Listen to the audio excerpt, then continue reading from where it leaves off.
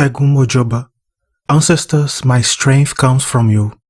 Epa heoya.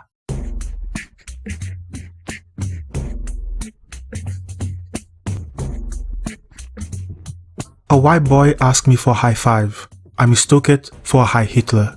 That's how Jonga's song Olho de Tigre starts, and I thought it fits today's episode. Hi, I'm Kurama, and welcome to krmcast. If you're new here, welcome. If you ain't, welcome back. In May, we celebrate two things: Malcolm's and krmcast's birthday. 2 years of krmcast this year. And I don't think it's a secret that I have Malcolm X as my messiah. Not a divine being, but someone with a message so powerful that it really changed my life. Today, if I could go back in time and present my young, lost and confused self with two things. Today, I wish I could go back in time and present my young, lost and confused self with two things: a hug and the autobiography of Malcolm X. The book that finally freed me from my chains. A particular chapter, Mascot, made me reflect about my childhood and how cruel racism is and how deep the wound goes. And to start the celebrations, a trigger warning. I will talk about how I too was a mascot, so if you went in the mindspace to hear about racist cruelty, white charity, and things along those lines, go listen to another episode. And we'll see each other on the next one. The important thing here is that you share and you take care of yourself. But because it's May and it's a month to celebrate, today's episode have multiple beautiful black voices reading my favorite quotes from the chapter Mascot, which is the second one in the book.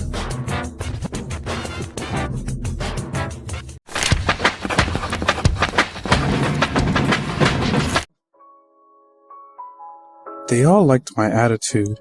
It was out of their liking for me that I soon became accepted by them as a mascot. I know now. They would talk about anything and everything with me standing right there, hearing them, the same way people would talk freely in front of a pet canary. They would even talk about me, or about niggers, as though I wasn't there, as if I wouldn't understand what that word meant. 100 times a day, they would use the word nigger. Every time I play the second chapter of Malcolm's biography, I feel a mix of sadness, anger, and revulsion. For the first time, I saw that I was nothing more than a mascot for a family of whites, my teachers, and my so-called friends. In the second chapter, Mascot, Malcolm tells us about his life as a young teenager in a detention home and how, only after visiting Boston and spending time with other black people, he realized that he had become a pet. I too realized this after spending years among white people and trying to integrate with them. Once in therapy, I confessed, it feels like my co-workers and I belong to two different species. For all my effort, I couldn't speak white. Their jokes were flat, their talk was pointless and meaningless, and every time I tried to bring some flavor to the conversation, they would pick on my accent or how I was pronouncing this or that wrong. I would shut myself inside and put my head down, for I was actually scared to lose their company and so-called friendship. Loneliness is a state of living that scares me more than death. This all happened when I was about 27 years old, and it wasn't until 3 years later when a book opened my eyes to my status as a mascot that I started to change. Mine was the same psychology that makes niggers even today. Though it bothers them down inside, keep letting the white man tell them how much progress they're making. They've heard it so much they've gotten brainwashed into believing it or at least accepting it. I grew up in an apartment in a middle-class neighborhood in the city of Belo Horizonte, meaning loads of white people and bougie niggas thinking they made it in life.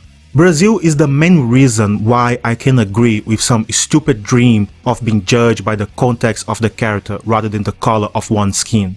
I grew up in a racial democracy, a country without segregation, where house niggas can buy an apartment in a nice building and send their kids to a good school. But What those African descendants don't realize is that the whites in Brazil, like whites everywhere, won't accept any form of integration.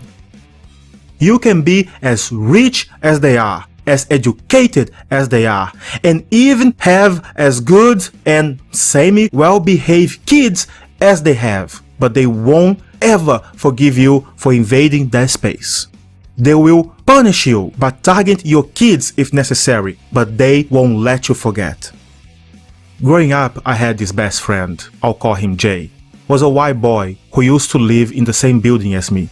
His brothers and friends would pick on me at every opportunity they had.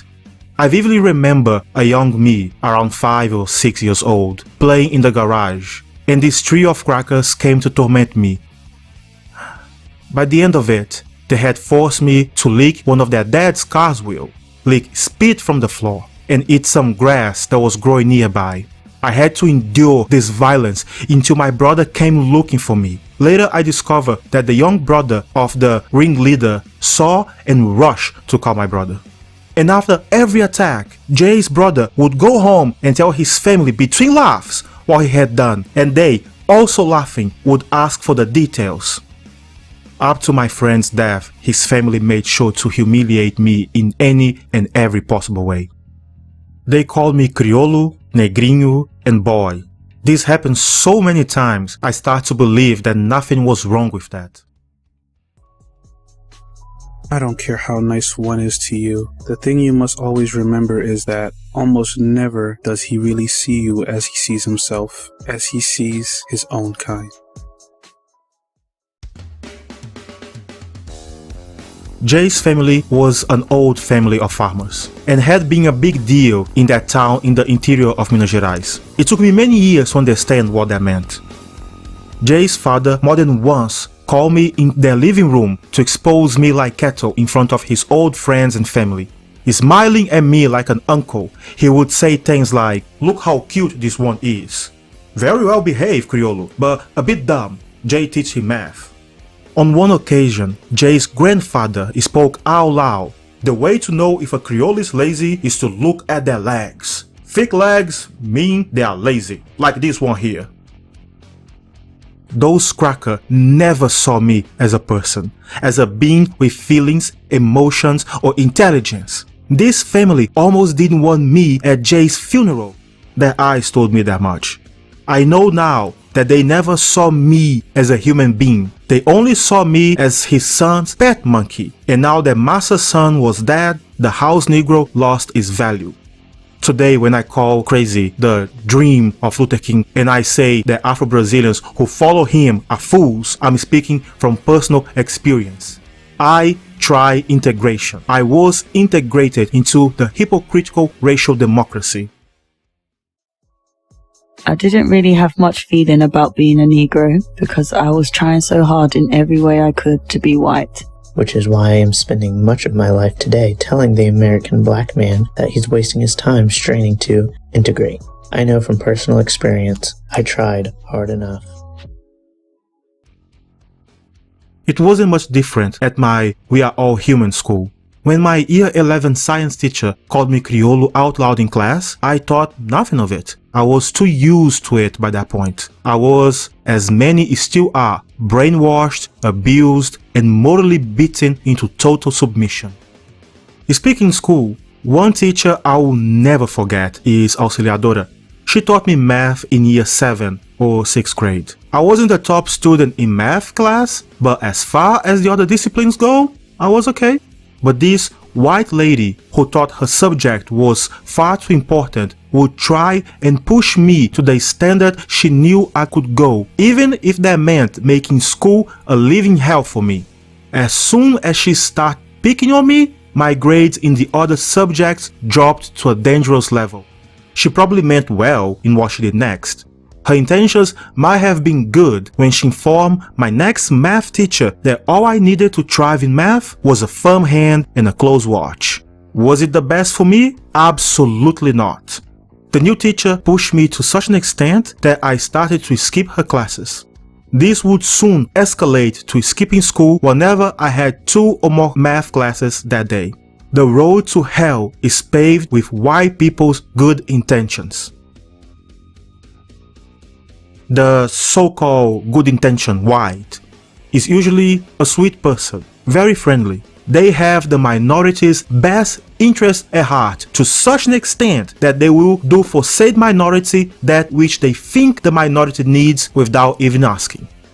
For me at least, the worst part of integration is that you allow yourself to become vulnerable with some whites.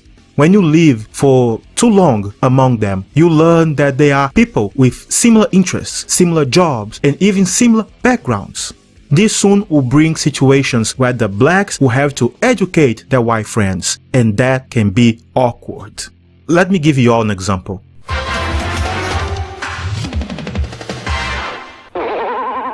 Hello there, y'all. I just have a few things to say before we can go back to the episode. I promise it's gonna be real quick. krmcast is produced and edited by me, and it's a lot to do while battling to survive in this fucked up, bigoted and ingrate system.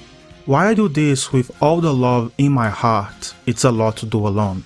So, if you enjoy my work and would like to help me, there are a few simple things you can do. Follow krmcast on Spotify, Apple Podcasts, or wherever you're listening.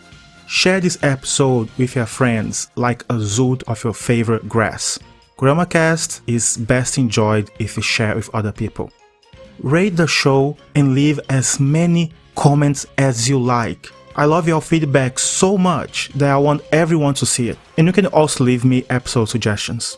If you post about it or like to share on Instagram, tag @KuramaPodcast. And last thing, krmcast is getting a Patreon soon. I already have some fun ideas like show notes, exclusive segments, extra episodes, and I'm open to suggestions so you all can get your month's worth. Alright, let's get back. Get the point? Good. Let's dance. I had a UTI a few months ago, and I did even have 2 pounds to rub together. I asked for help in a group chat so I could afford to buy at least a few things. Now, I already knew exactly what I was planning on buying. I had a list. One white friend, a really good and dear one I must add, told me he was going to send me groceries. I asked, wouldn't it be better to send me the money so I can buy what I want? But I received no reply. I had this bad feeling, but I told myself, surely my friend knows me well enough that they definitely won't choose the groceries for me. Later, when the doorbell rang, my suspicions were confirmed. My well-intended white friend took from me the autonomy to choose my own groceries. Some of the veggies he sent me I don't even eat, others I already had, and some I just didn't wanna. I couldn't have prepared a meal from those random bits and bobs even if I wasn't peeing blood. This nice and well-intended act of white charity bothers me to this day. This society brands upon the diaspora's brain with iron the idea that it is our duty to educate white people and to be gentle as if we carry a baby and to call them out on their whiteness if we want to see even a little change. One white friend, I recall, even asked me to call her out every time her whiteness showed. I told her that our friendship wouldn't survive that. I now find myself in a situation where, unless I tell this friend that his help is white charity, he'll never know that he needs to change. Despite our white friends insisting on saying that it ain't awkward for them, it is for us, especially after asking for and getting help. You'll find, as fixed in him as his bone structure, is his sometimes subconscious conviction that he's better than anybody black. I think that this quote is the one I think about the most. Over the last few years, that every now and then, when things are too rough and belts are tight, a memory pops into my head. I had this girlfriend, and you guess it, a white one, and we were all having lunch at her house when her mother, who was watching me eating, said, "You know, I can't tell you've been hungry before." I was taken by surprise, but as a good pet, I politely asked the white devil what she meant by that. And with a smile that would make you think she was about to reveal she could read minds, she told me, "It's because I've been observing you eating, and you always leave the meat for last." In her twisted mind, a Criollo couldn't have another reason for eating in a certain way apart from having experienced hunger in the past. I told her yes, For a couple of years, things were so tight at home that all we had to eat were mangoes from the trees we had. But I also told her that as far back as I can remember, I would always eat last what I wanted to be the final taste that closed the meal. But when I say that, she said that I didn't have to be shy or embarrassed and went into a rant about some of her life stories and how she overcame so and such situation. Would you believe I will go on to marry into this family? And now that I'm going through a period of my life where I don't know what or even if I will eat the next day, whenever meat is about to be the last thing on my plate, I am tormented by this interaction. What I'm trying to say is that it just never dawned upon them that I could understand that I wasn't a pet, but a human being. They didn't give me the credit for having the same sensitivity, intellect, and understanding that they would have been ready and willing to recognize in a white boy in my position. But it has historically been the case with white people and their regard for black people that even though we might be with them, we weren't considerate of them. Honestly, I don't know how I can still tolerate their presence or how I can still sometimes worry about them or call them friends. Jasmine actually questioned me about that, and recently, after reading this very script, they say something that really stayed with me. What kind of light did your grandmother place in you for this to be how you think of these people still? I don't have an answer for that, but seeing that she loved me in her unconditional way might have had a hand in that. Now, I believe there are some sincere white people. Life has shown me that, and when a child calls you mother, you better start acting like one regardless of their color. Recently though, I was reminded of why in the past I had chosen to close myself off to any new white person, especially here in the UK where you can feel the air heavy with whiteness. In a few cases, I felt some sort of guilty for hating on them so much so that my conscience forced me into a situation where I end up reassuring them, explaining that it ain't easy for me to show them affection, but that I love them all the same. But the truth is that it had become a physical struggle to be in the presence of a white person. I'm too snake-bitten at this point to care about if I should or shouldn't be around snakes. I feel today that to open yourself to them is like allowing a poisonous ivy to grow inside your house. You might never get poisoned, but it ain't worth the risk.